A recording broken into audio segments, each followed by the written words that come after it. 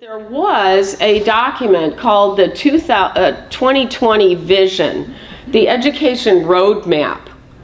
And the most important thing about this document is that it was spelled out very clearly that the goal was to essentially do away with the elected school boards in local districts. Linda Darling-Hammond, who you heard Alice talk about, and Bill Ayers are very good friends.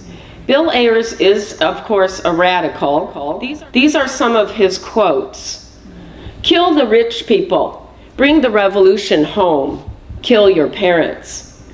Teaching urges revolutions, small and large.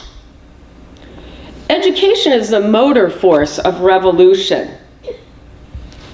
And if this isn't startling and dramatic, this is where these people's heads are at, folks. They see the schools as a tool to fundamentally transform society. And they desire that children leaving the schools don't identify themselves as living in a particular town. In other words, they're not from Katy, Texas. They don't identify, they're not a Boy Scout or a Catholic. They're a global citizen. When Common Core and its evil twin sister C-Scope came into the Texas schools, the Texas Education Agency published a document telling you what they were doing. And they said that if there is a curriculum that is common, and you can call that Common Core if you want to, that if that is put in with unconditional delivery, that means people don't have a choice anymore, that this is the only way to ensure educational equity amongst students. And so what this is doing is it's driving a factory model of our educational system where all the children come in and they get on this sort of conveyor belt. And when they pop off the other side of the conveyor belt, they're all equal. There's only one big problem with this business model of education is it's un-American. Because here in this country, when you go to school, it's a door of opportunity. You can walk through the door and you can take the opportunity. You can make a success of yourself. But we're supposed to have freedom. And we can't have freedom without free will. And part of free will is I walk through the door and I don't pick up the opportunity. I choose either to fail or I choose a road of success that looks different than what you might design for me. Because in this country, we forge our own path. So how can somebody make decisions for me before I even arrive at the school about what success is going to look like for me and when I pop out the other side of the conveyor belt? The Governors Association is a nonprofit organization out of Washington, D.C.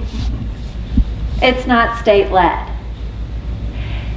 And then you look at Texas and you look at the strategies and tactics of how C-Scope was put into 875 districts across our state, and they said it was district-led. And isn't it interesting, because the copyright to C-Scope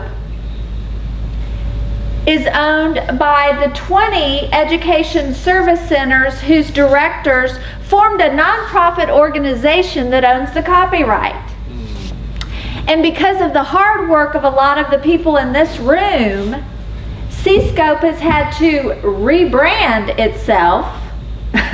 And it's no longer called C-Scope, it's Teaks Resource Services. So looking back, and we think about the green, yellow, and red people, and we look at Texas, who, you know, in Texas, we passed a law, HB 462, that says we don't have Common Core in Texas. We said no to Common Core. We don't have those national standards. Well, from all of the talks that you've heard today, Common Core is not about a set of national standards. Common Core is about a philosophy of education. C-Scope or TEKS Resource Services, or whatever you want to call it, is about a philosophy of education of Linda Darling Hammond. Social emotional learning, a dumbing down of our system, equalizing America in the world. So when you look at Texas, and you look at the illusions that have been created to say that we don't have Common Core in Texas. We passed a law, so our elected officials can say we are against Common Core. But that HB 462 just says that the Common Core national standards can't be mandated on our district.